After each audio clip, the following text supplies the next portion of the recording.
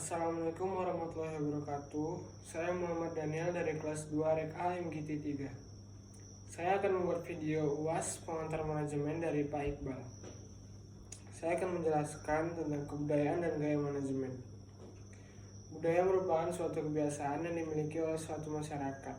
Pada dasarnya, pentingnya budaya perusahaan ini bagaimana manajemen mempengaruhi orang-orang yang ada di dalamnya menjadi lebih baik atau lebih buruk.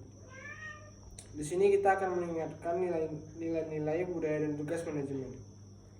Kita harus tahu tugas-tugas manajemen, yaitu planning atau perencanaan, ditetapkan untuk mencapai suatu tujuan pengorganisasian, bagaimana pekerjaan terlihat dan dikoordinasikan dan dilaksanakan untuk mencapai tujuan. Selanjutnya ada pengarahan dan terakhir mengontrol dan memantau. Berikutnya delegasi, wewenang, dan tanggung jawab.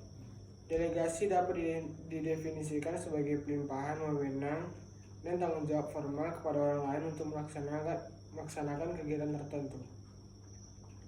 Delegasi wewenang adalah proses di mana para manajer mengalokasikan wewenang ke bawah kepada orang-orang yang melapor kepadanya. Manajemen pemasaran adalah analisis, perencanaan, implementasi, serta pengendalian atas program-program yang dirancang untuk menciptakan, membangun, dan menjaga pertukaran. Tentunya yang menguntungkan dengan sasaran pembeli guna mencapai tujuan suatu organisasi atau sebuah perusahaan. Motivasi, ada dua konsep penting fungsi pengarahan pada individu, yaitu motivasi dan kepemimpinan. Ada 5 perspektif kontemporer mengenai motivasi, yaitu perspektif kebutuhan, perspektif keseimbangan, penghargaan, penguatan, dan penyusunan tujuan. Problem solving dan decision making adalah proses langkah demi langkah yang membantu kita dengan cepat dan akurat menyelesaikan berbagai masalah bisnis. Digunakan dalam organisasi di seluruh dunia.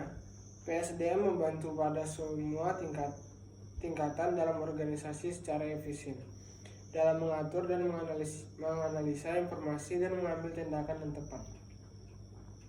PSDM membantu menemukan know-how, membangun konsensus, dan memperoleh komitmen serta memecahkan masalah dengan efektif dan efisien.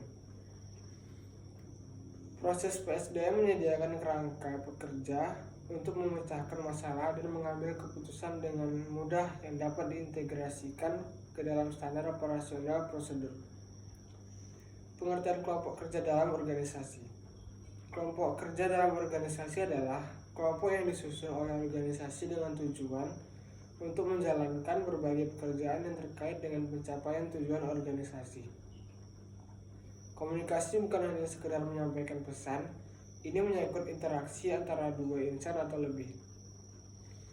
Agar komunikasi menjadi efektif, kedua pihak harus terus-menerus memberi dan menerima informasi baik lisan maupun tertulis. Komunikasi dapat didefinisikan sebagai memberi atau tukar informasi, syarat, atau pesan melalui kata, gerakan badan, atau tulisan. Konflik adalah percekcokan, perselisihan, dan pertentangan. Konflik dalam kelompok kerja. Konflik dalam organisasi dapat terjadi dalam berbagai keadaan. Di antaranya, yang pertama, konflik antar bawahan di bagian yang sama. Yang kedua, konflik antar bawahan dan pimpinan di bagian yang sama. Yang ketiga, konflik antar bawahan dari bagian yang berbeda.